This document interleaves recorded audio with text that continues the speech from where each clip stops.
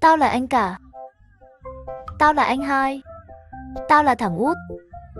Tụi tao là ba anh em bánh bao thịt, hiểu chưa?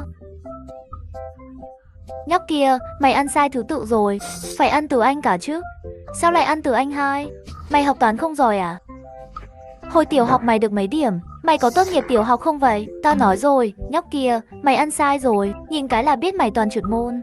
Đúng là ăn sai thật. Phải ăn từ anh cả chứ, hiểu không? Tao bảo rồi, thứ tự sai bét nhè. Bỏ tao ra, tao không muốn bị mày ăn đâu. Tao không muốn bị mày ăn. Bỏ tao ra, ăn tao chưa hết mà. Bỏ tao ra, ăn tao là chuyện hiếm đấy. Tao kể mày nghe bí mật này. Thật ra tao là nhân thịt cừu nguyên chất nội mồng đấy. Hai thằng kia không có đâu, ha ha, thịt cừu của tao là ngon nhất. Nào nào, ăn miếng to vào. Bầu trời xanh. Mặt hồ tĩnh lặng, ia ia.